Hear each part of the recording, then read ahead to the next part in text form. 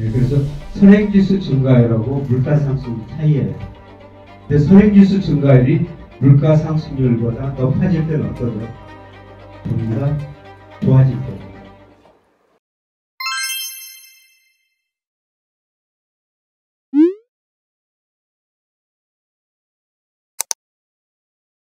네, 그 다음에 유동성이에요. 코스피 시가총액을 M2로 나눈 거거든요. M2라는 건 강의통화예요. 우리가 보통 돈이 많이 풀렸다, 시중에 돈이 풀렸다. 네, 그거는 M2입니다. 강의통화 한 3,700조 정도거든요. 코스피 시가총액이 M2에 비해서 상대적으로 얼마나 높은가. 이게 2005년부터 해보니까 장기 평균이 58%예요. 코스피 시가총액이 M2에 한 58% 평균이 됐다는 겁니다. 근데 작년에는 제가 평균보다 높았죠. 66%. 그래서 제가 작년에 그 실물 측면에서 주식들 좀 줄여주십시오 말씀드렸는데 어떤 그 난관적으로 보시는 분들은 돈이 많이 풀렸지 않느냐. 주가가 더 오를 수 있다 그랬는데 역시 주시장 시가총액이 유동성에 비해서도 너무 많이 풀렸었죠. 이걸 보고도 제가 주식 좀 줄이십시오. 물론 돈 많이 풀렸습니다. 그럼에도 불구하고 주가가 너무 많이 올랐습니다. 그래서 주식 줄이라고 말씀드렸는데요. 근데 통화량이 좀 늦게 발표돼요. 올 6월까지 발표됐는데 좀 주시장이 떨어지다 보니까 주시장 시가총액이 M2에 50%밖에 안 됩니다. 평균 이하로 떨어졌다.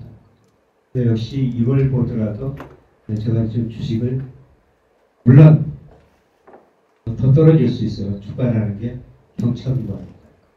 근데 우리가 이런 시점을 어떻게 정확히 알겠어요? 모르죠. 네, 그래서 저평가된 영역에서는 주식을 보유하고 있고요. 혹시라도 이런 시점이면 주식을 이제 더 비중을 늘려야 된다는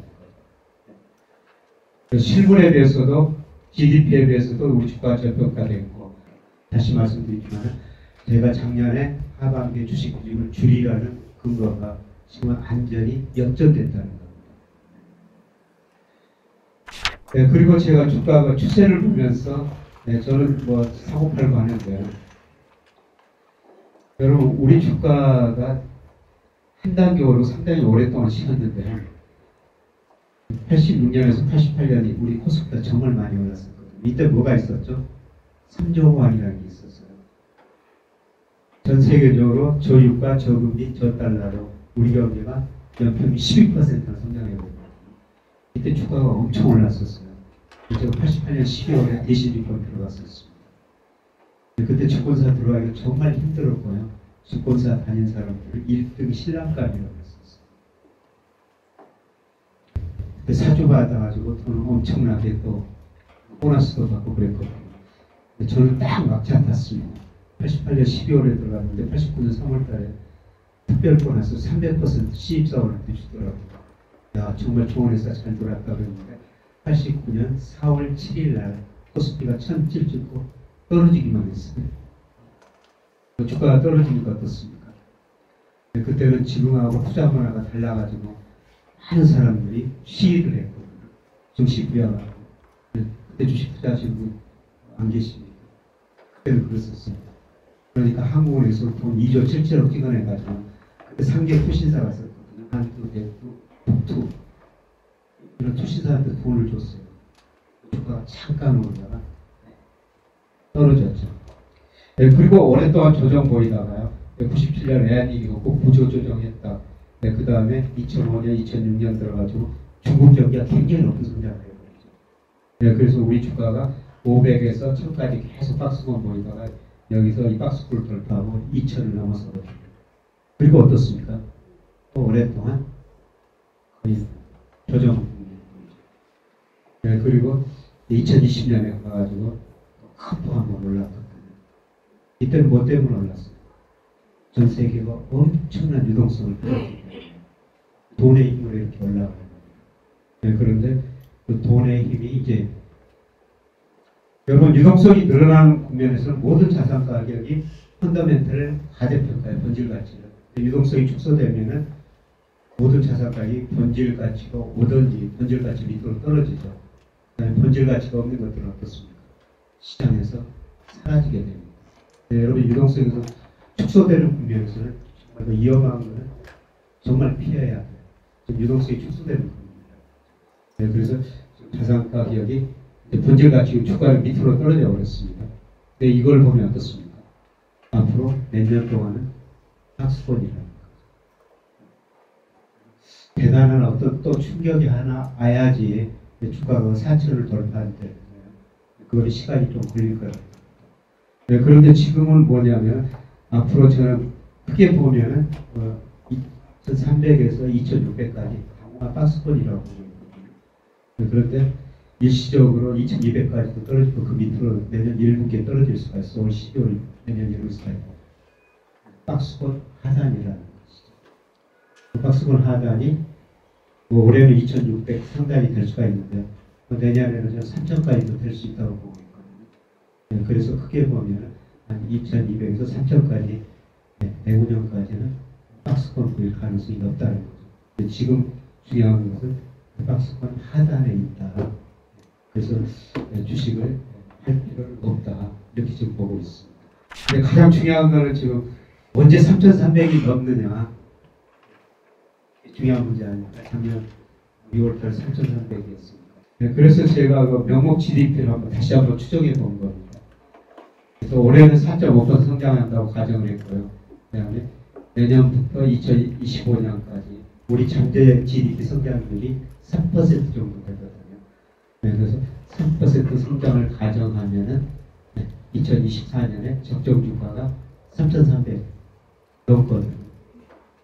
아마 물론 주가라는 게 고평가되고 대평가됩니다만 2024년까지도 뭐 저평가 영역이 있을 수는 있는데 네, 그런데 저평가 영역이 축소되면서 여기에 접근해 나갈 거라는 겁니다.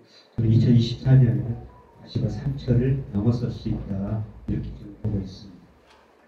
네, 그러면 지금 주식을 언제 사야 되느냐? 네, 그게 단기적으로 굉장히 중요한 문제가 아닙니까? 이건 그 누구도 몰라요. 강한국 작가는 올 10월 달에 사겠다 뭐 그런 이야기를 하는데 10월이 될지 내년 2월이 될지 아무도 모르죠. 그런데 제가 사고 파는 시점을 잡기 위해서 선행지수하고 물가상승 차이를 한번 한 겁니다. 여러분이 통계청에서 발표하는 선행지수 발표되면 여러분이 카톡에다 계속 올리시고 그러는데요. 공부 많이 하시는 것을 보고 계십니다. 네, 그래서 선행지수 증가율하고 물가상승 차이예요. 근데 선행지수 증가율이 물가상승률보다 높아질 때는 어떠죠? 경기가 좋아질 때입니다. 물가는 안정될 때예요.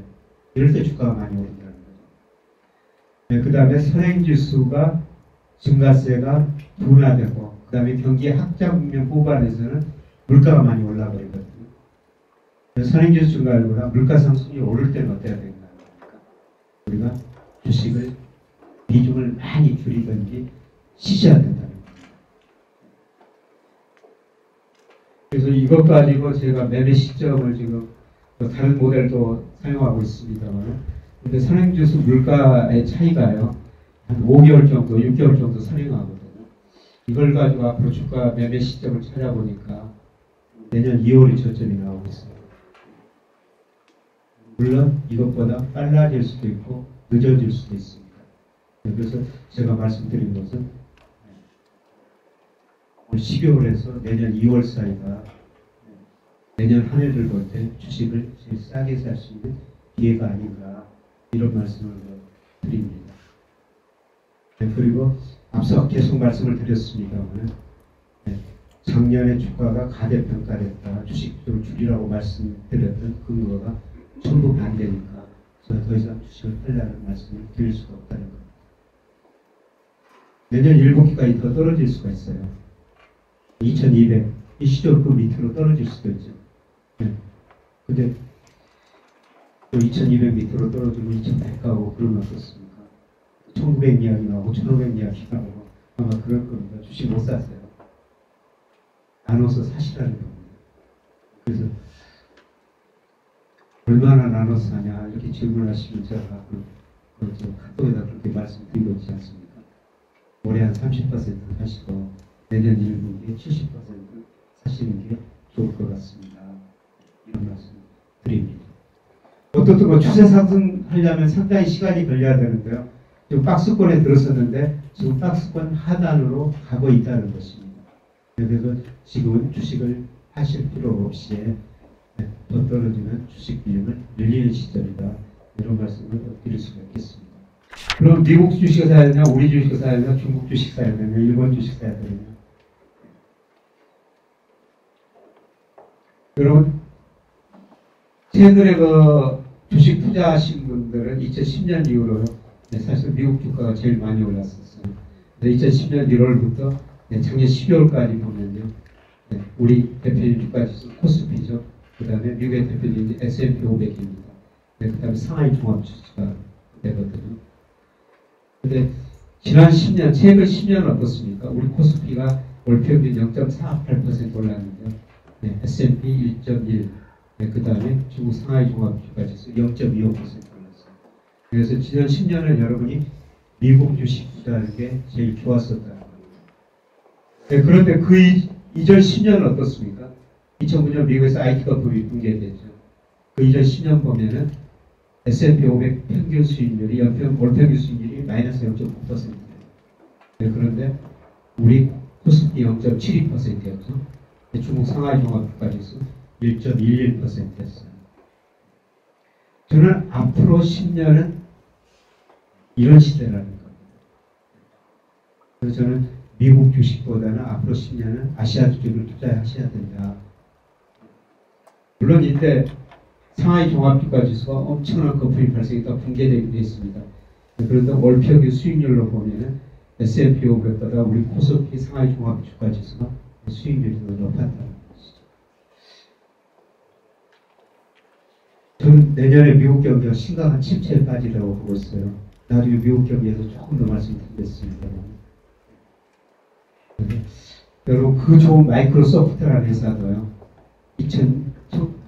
1990년, 2000년 IT가 붕괴되고 제자리 오는데 S&P 500도 10년이 걸렸지만 마이크로소프트도 10년이라는 소리가 걸렸어요. 저는 여러 가지를 평가해 보니까 미국 주식이 그런 위치에 있을 것 같다. 그래서 앞으로 10년은 여러분이 미국보다는 아시아 주식, 중국, 우리나라, 그 다음에 인도, 베트남, 인도네시아 이런 주식 비중을 더 늘리시는 게 좋을 것 같다. 내년이 기회가 될 거라는 거죠. 그리고 계속 말씀드리겠습니다만 계속 배당 투자는 우리가 꾸준히 해야 된다. 이게 우리나라 국민소득인데요. 국민소득이 생기면 가계, 기업, 정부가 나눠가지거든요. 최근에 올수록 어떻습니까? 가계 몫은 줄어들었죠. 기업 몫은 상대적으로 늘어났습니다. 우리 정부가 보니까 가계는 상대적으로 가난해졌고 기업은 부자가 되지 않습니까? 그래서 박근혜 정부에서 기업소득 한류세제라고 3년간 한시적으로 실시했어요. 기업소득 한류제라는 게 뭡니까? 기업소득을 가계소득으로 이전시켜야 된다는 겁니다. 기업은 상대적으로 부자가 됐고 가계는 가난해졌으니까요. 그래서 그때 당시 박근혜 정부 당시 우리 정부가 기업들한테 임금 올려달라, 고용 투자 늘려달라, 배당을 늘려달라 이 세 가지 요구했죠. 그거 안 하면 세금을 더 올려받겠다. 근데 우리 기업들이 그렇게 임금 많이 안 올렸어요. 저 오늘 아침에도 제가 CEO들 대상으로 강의하고 왔습니다. 미국 임금은 어떻습니까? 굉장히 탄력적이에요. 경기가 좋으면 올리고 경기가 나쁘면 깎죠. 근데 우리 근로자들은 미국 근로자들 그걸 자연스럽게 받아들이는데 우리 근로자들 임금 깎는 걸 못 받아준다는 겁니다. 기업 CEO 입장에서는 앞으로 경기가 나쁘면 임금을 좀 깎아야 되는데 깎을 수가 없다는 겁니다. 그래서 많이 못 올려주겠다. 그래서 임금 많이 못 올린 거예요. 그리고 927조 우리 기업들이 현금성 자산을 가지고 있습니다. 물론 차별화는 됐지만 그만큼 우리 기업들이 고용 투자 안 늘리고 있다는 거죠. 그래서 기업들이 임금도 많이 안 주고 고용 투자도 많이 안 주고 뭘 줄 수밖에 없어요. 배당을 늘릴 수밖에 없죠. 사실 우리 주가가 그동안 전 세계에서 저평가됐다고 그랬죠. 우리 PBR 1.0 그 다음에 PER 10배 세계에서 가장 낮은 수준 아닙니까? 여러 가지 요인이 있습니다만 그 중에 중요한 요인이 우리 기업들 배당 성향이 굉장히 낮았다는 겁니다. 배당 성향이라는 건 기업 순이익 비율에서 배당금 얼마나 주느냐. 그게 배당 수익이거든요. 2019년까지는 평균 17% 정도 됐어요. 2020년 이런 거 기업소득 한류세제 이후로 기업 배당이 늘어나면서 30%가 넘어섰습니다.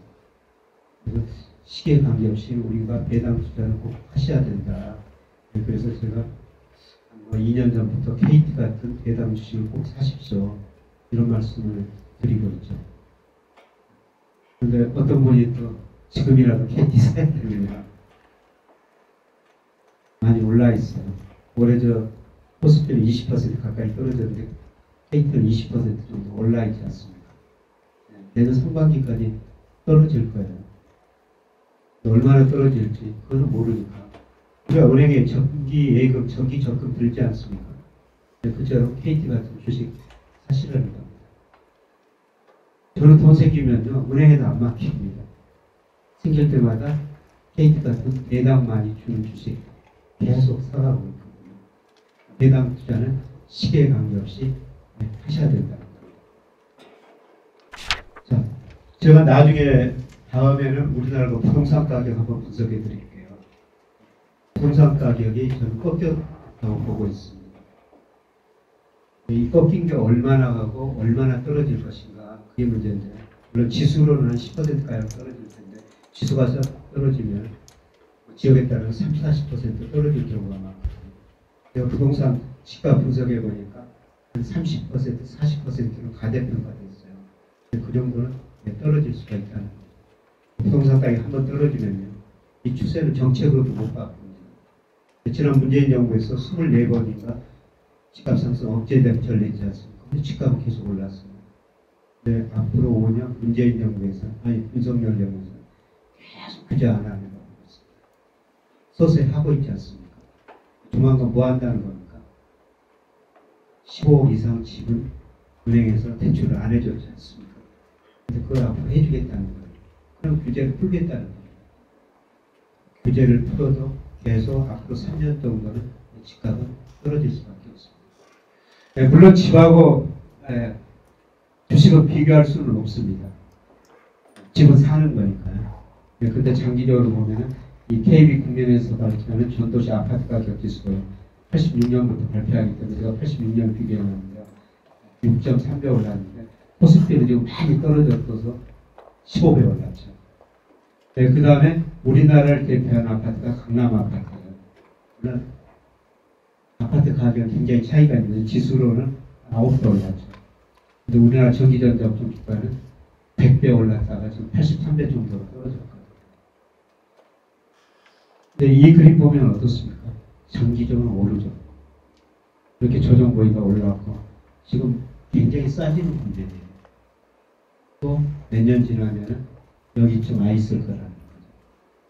근데 우리가 집은 사는 것이니까 어쩔 수 없이 오래 가지고 있을 수밖에 없는데요. 주식은 이렇게 오래 가지고 있지 않다는 것입니다. 제 가까운 친척이요. 돈이 생길 때마다 삼성전자 주식을 샀어요. 이게 바로 삼성전자 주가 그림 아니겠습니까? 우리나라 전기전자 업종에 대한 게 삼성전자 주식이니까요. 삼성전자가 얘들을 둘 유학을 보냈다. 이런 이야기를 하고 있어요. 그만큼 장기적으로 올랐다는 것이죠. 요새는 배당금도 좀 더 주지 않습니다. 그래서 굉장히 지금 싸진 국면이에요. 이럴 때는 어떻게 해야 되겠습니까? 그냥 사서 모으셔야 된다는 거예요. 또 몇 년 지나면 여기쯤 와 있을 거라는 거예요. 그래서 전체적으로 주식이 지금 굉장히 싸졌다. 여기서 조금 더 떨어질 수 있으면 떨어질 때마다 우리가 이제 주식 비중을 늘리는 시기다. 이런 말씀을 드릴 수가 있습니다. 네, 그 다음에 우리나라 가계 자산 배분인데 여러분 어떤 식으로 배분하고 있죠? 77%가 실물 자산이에요. 73%가 부동산입니다. 23%가 금융자산이고요. 이 존월세 보증금을 빼면 주식 금융자산 비중은 17%밖에 안 됩니다. 주식은 5%밖에 안 돼요. 저는 우리 경제가 구조적으로 지난 시간에 저성장 저금리 시대에 접어들었다고 말씀드렸습니다. 지금 금리 오르고 있는데 저는 내년에 금리 다시 많이 떨어지리라고 보고 있습니다. 부동산 비중이 너무 높다는 거죠. 특히 저같이 60세 이상 된 사람들은 80% 이상이 부동산입니다. 물론 저는 거꾸로예요. 제 자산 중에서 40%가 부동산이고요. 60%가 금융자산입니다. 너무 높아요. 갈수록 저는 유동성이 떨어지는 자산이라고 보고 있습니다. 그래서 이 자산을 유동화를 어떤 식으로 하셔야 됩니다. 이런 말씀을 드렸는데요. 유동화 수단 중에 하나가 뭐죠? 주택연금이라는 거 있지 않습니까? 은행에다 집을 맡기면 돌아가실 때까지 매달 얼마씩 주지 않습니까? 혹시라도 빨리 돌아가시면 그 집 팔아가지고 자식들한테 내줍니다. 근데 어떤 부모님들이요, 자식들이 집이 없다고 그걸 주택연금 받다가 중간에 해야하고 또 받은 거 갚으시더라고요. 좀 그러지 말라고 그러십니다. 자식들 잘 살 테니까 주택연금 같은 게 굉장히 좋은 제도로 유동하십시오.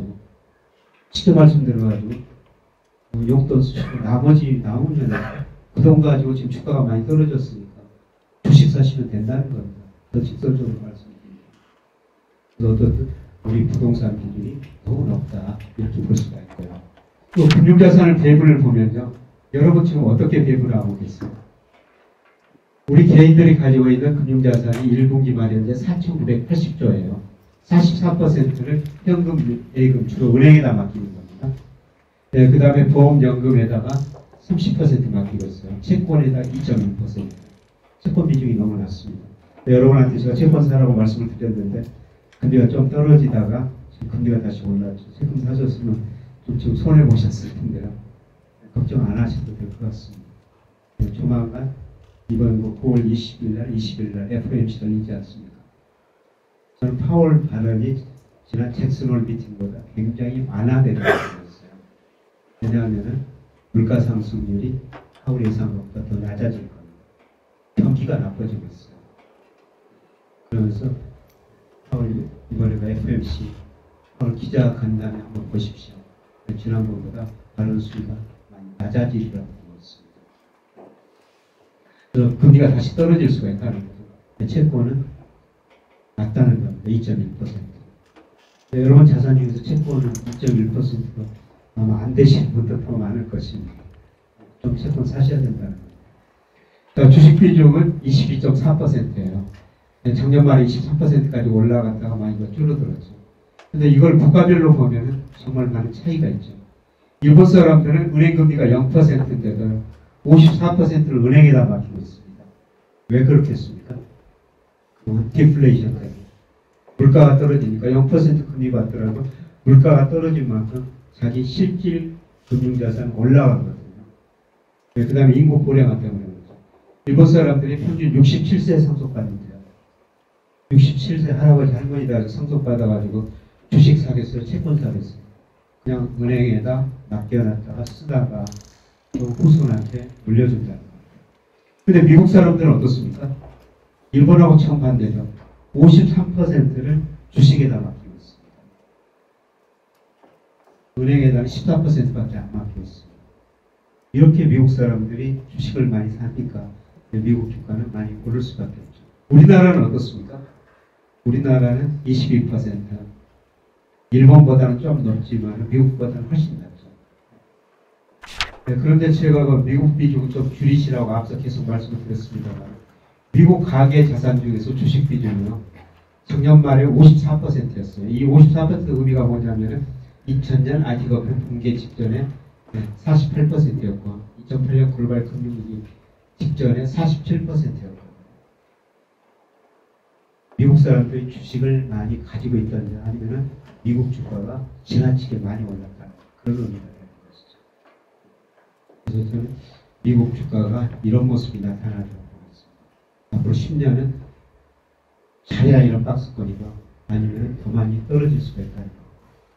그래서 미국 비중은 여러분 비중이 많다면 좀 줄여시는 게 좋을 것 같습니다.